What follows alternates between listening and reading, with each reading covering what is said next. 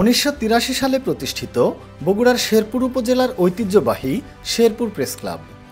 ঢাকা বগুড়া মহাসড়ক লাগোয়া উপজেলার উত্তরা প্লাজা মার্কেটের দ্বিতীয় তলায় অবস্থিত এর কার্যালয়। কয়েকদিন আগেও প্রেস ক্লাব কার্যালয়টি ছিল পরিপাটি।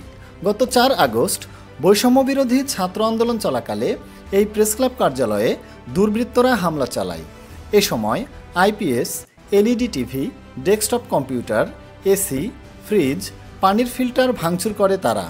এছাড়াও কার্যালয়ের জানালা দরজা, চেয়ার, টেবিল, রাউটার, আলমারি এবং ওয়াটার হিটার সহ বিভিন্ন আসবাবপত্রে ভাঙচুর চালানো হয়। 13 আগস্ট দুপুরে ভাঙচুরের শিকার শেরপুর প্রেসক্লাব পরিদর্শনে আসেন বগুড়া 5 ও 6 আসনের সাবেক সাংসদ আলহাজ গোলাম মোহাম্মদ সিরাজ। শেরপুর প্রেস ক্লাবের সভাপতি নিমাই ঘোষের সভাপতিত্বে ও সাধারণ সম্পাদক আব্দুল মান্নানের সঞ্চালনায় পরিদর্শনকালীন সংক্ষিপ্ত আলোচনায় উপস্থিত ছিলেন বিএনপির কেন্দ্রীয় কমিটির সদস্য KM মাহবুবুর রহমান হারেজ, বগুড়া জেলা বিএনপির কার্যনির্বাহী সদস্য ও শেরপুর উপজেলা বিএনপির প্রতিষ্ঠাতা সভাপতি আলহাজ শফিকুল আলম তোতা, শেরপুর উপজেলা বিএনপির সাধারণ সম্পাদক আলহাজ রফিকুল ইসলাম মিন্টু, সিনিয়র যুগ্ম সাধারণ সম্পাদক মাহবুবুল আলম হিরু, শেরপুর উপজেলা বিএনপির কার্যনির্বাহী সদস্য আসিফ সিরাজ রব্বানী সানভি, সাংগঠনিক সম্পাদক আব্দুল মোমিন, শহর বিএনপির সাংগঠনিক সম্পাদক মামুনুর রশিদ আপেল, উপজেলা যুবদলের আহ্বায়ক আশরাফুদ্দৌলা মামুন, পৌর যুবদলের আহ্বায়ক শাহাবুল করিম, শাহবন্দিগি ইউনিয়ন বিএনপির সভাপতি আব্দুল হাই সিদ্দিকী হেলাল, উপজেলা কৃষক দলের সদস্য সচিব নুরুল ইসলাম নূর, স্বেচ্ছাসেবক দলের আহ্বায়ক শাহ মোহাম্মদ কাউসার আলী কলিন্স, শহর স্বেচ্ছাসেবক দলের আহ্বায়ক হাফিজুল আসিফ শাওন, উপজেলা শ্রমিক দলের আহ্বায়ক সাইফুল ইসলাম, শহর শ্রমিক দলের আহ্বায়ক ফেরদৌস আলম মুকুল, খামারকান্দি ইউনিয়ন বিএনপির সভাপতি কায়কোবাদ হোসেন, সাধারণ সম্পাদক আব্দুল ওহাব সহ আরও অনেকে। আলহাজ গোলাম মোহাম্মদ সিরাজ তার বক্তব্যে বলেন, প্রেস ক্লাবে আজকে এই দুর্দশা দেখে বড় কষ্ট হলো। ভাঙচুর দেখে কষ্ট হলো, যে কোনো ভাঙচুর ডিস্ট্রাকশন, যে কোনো ক্ষতি, এটা কষ্ট দেয়। এর প্রেক্ষাপটটা আসলে হয়েছে কি, কালকে আমি যখন ওই বগুড়ায় আসলে ওই যে গুরুবদার মহারাজ আসলে গিয়েছিলাম, ওইসব গোপাল একটা সুন্দর, আমার ছোট ভাইয়ের মতো সুন্দর বক্তব্য দিয়েছে। গোপাল বলছে যে আসলে এই কিছু ক্ষতিগ্রস্ত হয়েছে আমাদের প্রেস থেকে শুরু করে কিছু হিন্দু পরিবারও হয়েছে। সেটা গোপাল ফলে বলেছে, যখন ঝড় আসে তখন গাছের আপনার ফল পড়ে যায়, ডাল ভাঙে। ঝড়ের সময় এটাকে মেনে নিতে হয়, মানা ছাড়া বুদ্ধি নেই।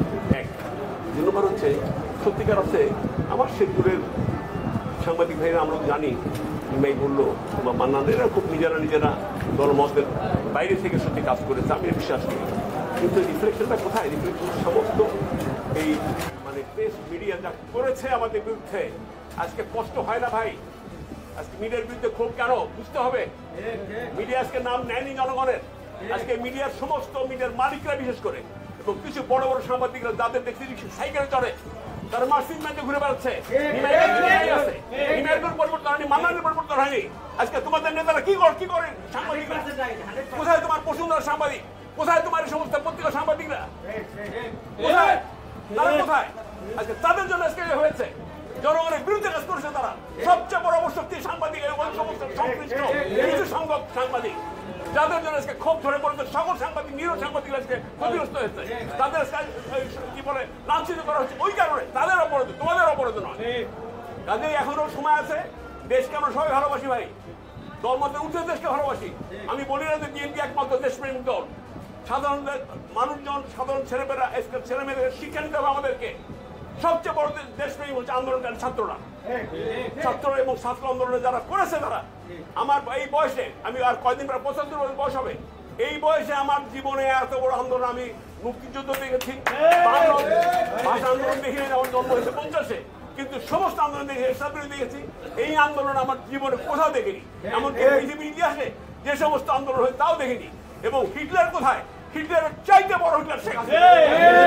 আজকে সেই হাসিনার বদলে অহংকারী আজকে যে সমস্ত সাংবাদিক, যে সমস্ত দল, যে সমস্ত মানুষকে করেছে, এটা প্রাপ্য, এটা প্রাপ্য। তারপরে বলি, আজকে যেটা ফল হয়েছে বাংলাদেশের জন্য, নতুন স্বাধীনতা দেশ আমাদের, হিন্দু মুসলিম বৌদ্ধ খ্রিস্টান এদের সব আমাদের আমরা এক বাংলাদেশি। কে হিন্দু, কে বৌদ্ধ, কে মুসলিম, এখানে কোনো কথা নাই। এবং আজকের যে সরকার, সেই সরকার বুঝতে হবে এই সরকার কিন্তু বিনা ভোটের সরকার নয়, আবার ভোটের সরকারও নয়। তাহলে এই সরকার কেমন? এই সরকার 18 কোটি মানুষের আন্দোলনের ফসল, ছাত্র আন্দোলন থেকে আন্দোলনকারীদের ফসল, সেই ফসলের সরকার, মহাশক্তি এই সরকারের। এই শক্তির এত সোজা না, এই সরকারের হাত অনেক শক্ত। এই হাত কেন, আঙ্গুল কেন, নখও একটা চুরো ছেড়ে যাবে না ভাই, এত সোজা না। ওই পার থেকে বসে বসে আপনার কি বলে একজন ওই আমাদের বর্তমান ওই সাম্প্রদায়িক নেতা আছে মোদী সাহেব, মোদীবাবুর হতে বসে হবে না। এই যে শশী থারুর আছে কংগ্রেসে, তারা কি বলে, মমতা ব্যানার্জি কি বলে দেখেন। আজকে সাম্প্রদায়িকতা নিয়ে ওখানে বীরবাবু ছড়াচ্ছে, কিন্তু আমাদের বাংলাদেশের মুসলমান ভাইরা কোনো দিনই সাম্প্রদায়িক নয়। আজকে মোদী যা করেছে মুসলমানদের ইয়েতে কি বলে ইন্ডিয়াতে, তার যদি রিপ্লেশন হতো তাহলে একটা হিন্দু ভাইরা আমার বেঁচে থাকতো না। এটা হয়নি, কারণ মুসলমানরা আমরা কোনোদিন সাম্প্রদায়িক নয়, কোন সাময়িক দলও না। এমনকি আমরা যে অপরাধ দেয় জামাত ইসলামও সাম্প্রদায়িক নয়, বুঝতে হবে এটা। কারণ যদি তাই হতো তাহলে আজকে জামাত বলেন, বিএনপি বলেন, সবাই মিলে আজকে মন্দির পাহারা দেয় কেন?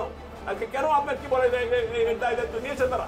কাজে আজকে বলি যে আমরা রাজনৈতিক দলই শুধু আমরা নেতা নয়, নেতার বাইরেও আপনারাই নেতা, সাংবাদিকরা যারা বড় নেতা, আপনার দেশের সঠিক দায়িত্ব পালন করেন, মানুষের ভাষা বোঝার চেষ্টা করেন, বিএনপির ভাষা বুঝতে হবে না, সাধারণ মানুষের ভাষা বোঝেন, মানুষ কি চায় সেই ভাষা বুঝে দয়া করে সাংবাদিক করেন আপনারা। এবং আমি বিশ্বাস করি যে সাংবাদিক ভাইদের শেরপুরে, ইভেন বগুড়ার কিছু আছে এডুকেশন আছে, বা শেরপুরে আমার বিশ্বাস শেরপুরে এডুকেশন নাই। যাই হোক, তারপরেও যদি থেকে থাকে আপনার দয়া করে মত, রাজনৈতিক মত ভিন্নতা থাকতে পারে, কিন্তু শ্রদ্ধা থাকতে হবে আমাদের আন্দোলনকারী সরকারের। এই সরকারের সহযোগিতা। পরে দুর্বৃত্তদের হামলায় ক্ষতিগ্রস্ত প্রেস ক্লাবের জন্য ব্যক্তিগত তহবিল থেকে 1 লাখ টাকা অনুদান প্রদান করেন সাবেক সাংসদ গোলাম মোহাম্মদ সিরাজ। বগুড়ার শেরপুর থেকে জাহিদ হাসান, দেশ রূপান্তর।